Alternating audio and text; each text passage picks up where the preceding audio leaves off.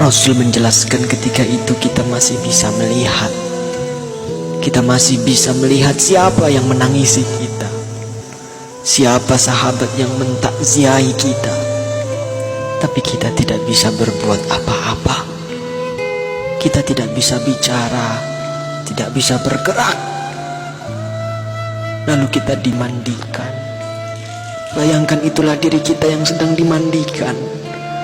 Air mengguyur tubuh kita yang selama ini kita bisa mandi sendiri, tapi sekarang harus dimandikan. Dan kita menyaksikan siapa yang memandikan jasad kita. Bersyukur kalau yang memandikan itu adalah anak-anak kita. Sementara kita belum mengajarkan anak-anak kita untuk itu. Ya Allah.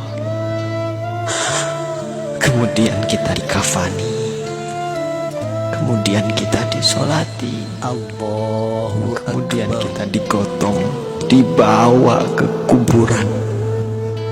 Rasul menjelaskan kalau yang dibawa itu mayit yang soleh, maka mayit yang soleh itu akan berkata.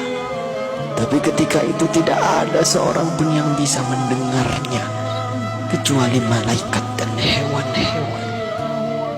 Manusia dan jin tidak bisa mendengar perkataan mayit. Rasul memberitahu kepada kita, mayit yang soleh itu akan berkata, Asri'ni ila baiti, ya Allah, percepat aku ya Allah, percepat aku ke rumahku ya Allah. Dia sudah melihat surga Allah. Dia sudah melihat surga karena kesolehan di dunia selama ini. Subhanallah. Tapi sebaliknya, ketika mayit itu mayit yang banyak maksiat, mayit yang selama di dunia suka mengumbar aurat, pembunuh, perusak, penipu, koruptor, ya Allah. Mayit itu akan berkata, Aina tadhabun? Mau dibawa kemana aku ini? Berhenti, berhenti. Tapi tidak ada yang mendengarnya. Ibunya tidak bisa mendengarnya. Ayahnya tidak bisa menolongnya. Teman-temannya tidak bisa berbuat apa-apa. Dan terus ia dibawa ke dalam kuburnya. Subhanallah. Saudara, semua kita akan masuk ke dalam galian lubang tanah 2 meter.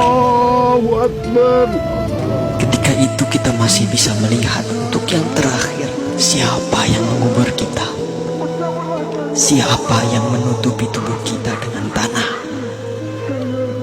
Mungkin keluarga kita, mungkin tetangga-tetangga kita, atau sahabat-sahabat kita. Tapi begitu selesai kita dikubur,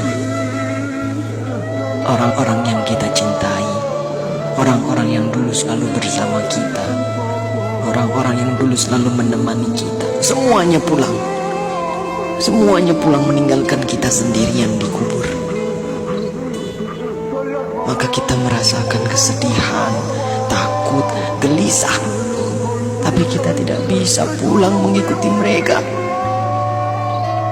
Kita hanya bisa mendengar langkah kaki mereka saat semua orang pulang meninggalkan kita sendirian di kubur. Astagfirullah. Di dalam kubur, darah, daging, tulang, belulang hancur. Sempit, gelap, rumah ular, rumah tanpa alas, rumah kesendirian. Tempat kita akan ditanyai perbuatan kita selama hidup di dunia. Itulah kubur. Saat itu tidak ada yang bisa menolong kita. Tidak ada kekuasaan lagi. Tidak ada harta yang melimpah lagi. Tidak ada keluarga yang kita sayangi lagi. Tidak ada pengawal yang setia lagi. Allah Akbar, Allah Akbar. Tapi alhamdulillah, kita bersyukur karena kita masih hidup, saudara. Hari ini kita masih hidup, kita belum mati. Berarti Allah masih sayang pada kita. Allah masih memberi kesempatan kepada kita untuk bertaubat.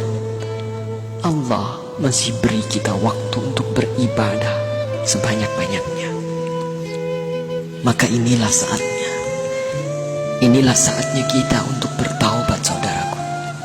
Inilah saatnya kita untuk berjanji taat, saudara. Saatnya untuk kita berhenti melakukan kemaksiatan. Saatnya untuk kita berhenti melakukan kezaliman. Saatnya kita membahagiakan keluarga kita, istri kita, suami kita, orang tua kita, anak cucu kita. Saatnya kita berbuat baik untuk negeri yang tercinta ini. Saatnya kita berdakwah. Manfaatkan sisa umur ini untuk menebar kebaikan di sekitar kita. Karena kita tidak tahu kapan kita akan kembali kepada Sang Pencipta kehidupan, Allah Subhanahu wa ta'ala. Katakanlah, sesungguhnya kematian yang kamu lari daripadanya, ia pasti menemui kamu. Kemudian kamu akan dikembalikan kepada Allah yang mengetahui gaib dan yang nyata. Lalu dia beritakan kepadamu apa yang telah kamu kerjakan.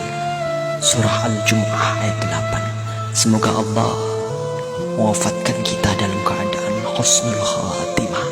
Allah makhtim lana bi husnul khatimah. Assalamualaikum warahmatullahi wabarakatuh.